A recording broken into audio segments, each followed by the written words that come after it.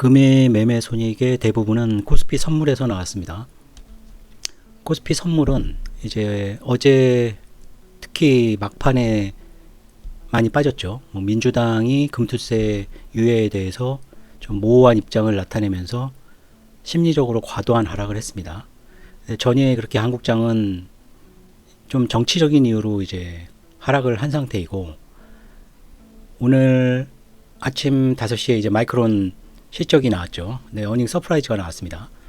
반도체에 대한 실적이 문제가 돼서 하락된 영향이 큰데, 특히 삼성전자나 마이크론이 어닝 서프라이즈를 내면서 그런 걱정이 좀 부식됐죠. 그래서 오늘 한국장은 장전부터 상승을 기대할 수 있는 장이었습니다. 하지만 그렇다고 무조건 매수할 수는 없고 조건을 잡아줘야 됩니다. 자신이 어떤 장을 어느 정도 예측해서 선물을 매수하거나 매도한다고 해도 어떤 조건이 맞아 들어가야지 내 생각이 맞는 거다, 이런 기준점이 있어야 되기 때문에 저는 그거를 외국인의 거래소 순매수로 봤습니다. 왜냐하면은 최근 하락이, 한국장의 하락이 외국인이 주도한 거였고, 이쪽 외국인 거래 내역의 이 거래소 쪽을 보면 9월 12일을 빼고는 계속 지속적인 하락을 순매도를 했죠. 마이너스니까 순매도입니다. 하지만 오늘은 9시 땡 울리면서 이제 1분 지나서 나타난 외국인의 거래소 방향은 순매수였습니다. 굉장히 오랜만이었죠. 그전에는 거의 순매도로 시작을 해서 지속적으로 순매도로 한 상황이었는데, 오늘은 그래서 4,944억 순매수로 끝났습니다. 그리고 외국인 선물은 보시면 아시겠지만 이거 계속 좀 매수를 하고 있었죠. 그동안도. 그렇기 때문에 선물을 매수한다고 장이 올라갈 거라고 볼 수는 없는 상황이고, 선물 매수가 꾸준히 이루어져야 됩니다. 그러니까 보면은 좀 매수를 하다가 다시 매도를 하고 해서 결과적으로는 한 1000계약 정도의 순매수로 장이 끝났는데, 오늘 꾸준히 외국인 선물 순매수가 증가되는지, 그 두 가지 조건이 맞으면은 코스피 선물을 지속적으로 이제 조정받을 때마다 어느 장에서 매수하면서 장 종료 시까지 끌고 갈 수 있는 그런 전략이었습니다. 이 전략이 어느 정도 맞아 들어갔고요. 계좌를 보면은 이제 총 5계좌인데 4계좌의 수익을 한번 봤습니다. 여기 5,300만원, 원달러 선물도 매매가 된 게 있죠. 1,150만원. 두 번째 계좌가 1억 9,300, 세 번째 계좌가 1억 5,200, 네 번째 계좌가 6천만원. 코스피 선물로 수익을 다 합쳐보면 4억 6천만원 정도 됩니다. 4억 6천만원이면 오늘 코스피 지수가 2.9% 올랐기 때문에 단순하게 이제 지수 오른 걸로 산출을 하면 주식 160억을 가진 것과 비슷한 효과를 거둘 수가 있죠. 지금같이 주식이 없을 때 이런 상승장에서 좀 아쉬움이 남을 수도 있는데, 장 초반부터 선물을 매수하기 시작하면 주식 비중이 작은 기간에 상승장에서의 소외감을 극복하고 수익을 거둘 수가 있습니다. 보유 종목 분석을 해보겠습니다. 주식은 이제 2차전지 인버스 주식은 최근에 계속 하락을 했죠. 그리고 삼성 레버리지 원유 ETN이죠. 천연가스는 다 청산을 했기 때문에 원유 ETN은 오늘 많이 빠졌습니다. 그래서 수익률이 많이 깎였고요. 주식 종목은 엄밀하게 따지면 4종목입니다. 4종목인데 성격이 좀 틀리죠. 펜엔터테인먼트하고 펄어비스는 좀 선취매적인 가까운 장래에 일어날 어떤 재료를 노리고 산 주식이고, DKT와 리파이는 실적을 중요시 보고 산 주식입니다. DKT를 먼저 말씀을 드려보겠습니다. DKT는 중소형주죠. 전부 최근에는 이제 지수가 좀 하락 추세이기 때문에 대형 우량주나 지수 관련주를 매매하는 것은 조금 위험할 수도 있다고 생각해서 중소형주 중에서 좀 재료를 보유했거나 실적이 전체적으로 미국 시장이 하락하고 한국 시장이 하락해도 버틸 수 있을 만한 실적 호전주, 이런 것들을 좀 많이 골라보고 있습니다.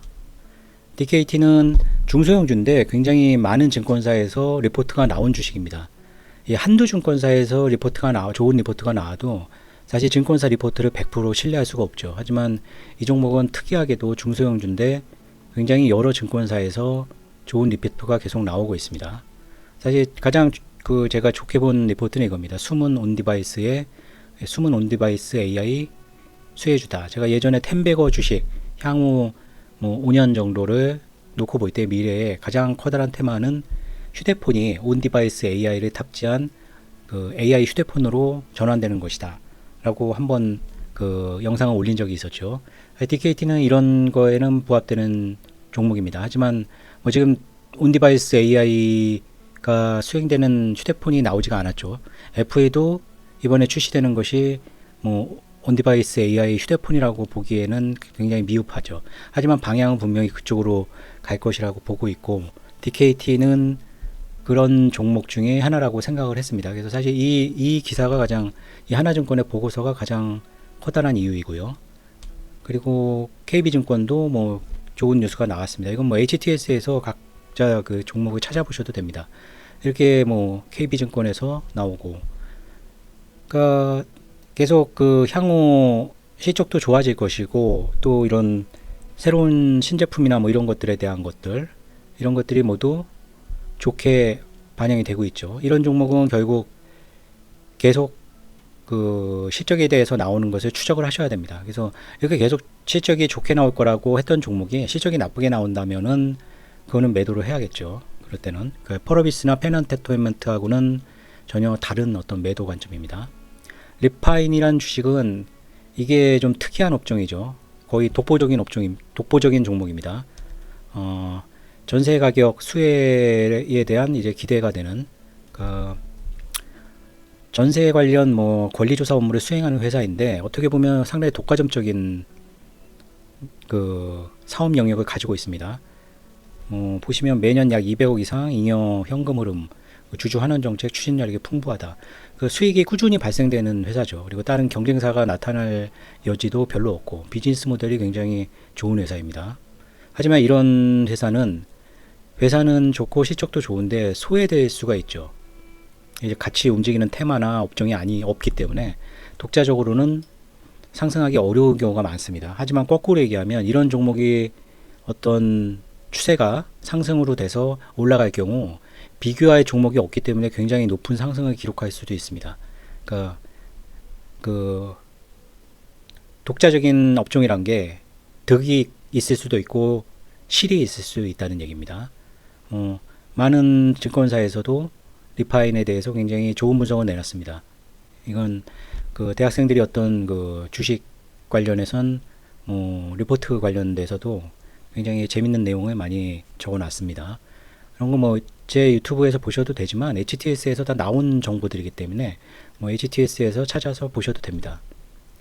실적이 좋은 거죠. 그래서 이런 네 가지 종목의 매도 조건을 보면 이제 틀리죠. 펄어비스 같은 경우는 매수 재료가 붉은 사막과 도깨비의 출시입니다. 도깨비는 좀 멀었죠.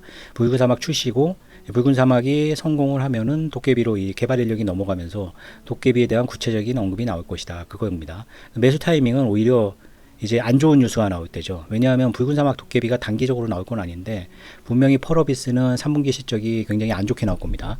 그리고 검은 사막이 PC 버전이죠. 중국의 판호를 받아서 이제 중국에 런칭이 될 것인데, 제가 생각할 때는 이게 모바일이 실패를 했었어요. 그래서 그때도 큰 하락이 있었죠.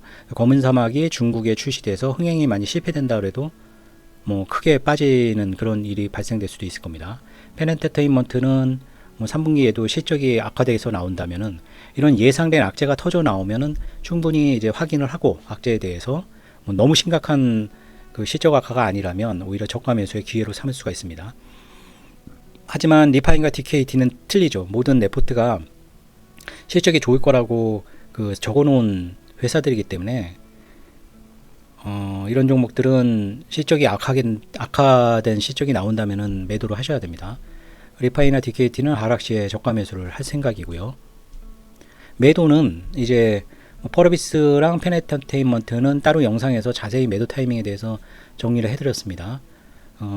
붉은 사막의 흥행이 실패하거나 어떤 흥행이 실패할 어떤 그 내용이 감지가 되면 뭐 정식으로 런칭하기 전에 이제 베타 테스트나 이런 데서 이제 여러 평이 나오겠죠. 순수하게 이제 주식 분석 사이트가 아니라 오히려 이건 게임 리뷰 사이트 같은 거를 찾아보시면 더 좋을 것입니다.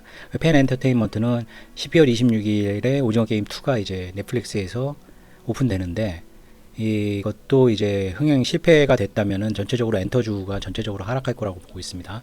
그래서 펜 엔터테인먼트가 직접적으로 오징어 게임 2에는 상관이 없지만, 오징어 게임 2가 이제 오픈될 때 또 이 매도 타이밍이 나올 수가 있습니다. 그리고 이제 직접적인 그 드라마죠. 폭삭 속았수다가 흥행 실패할 어떤 뉴스나 리뷰 같은 것들이 흥행 실패로 감이 잡히면 뭐 최대한 빨리 매도를 해야 됩니다.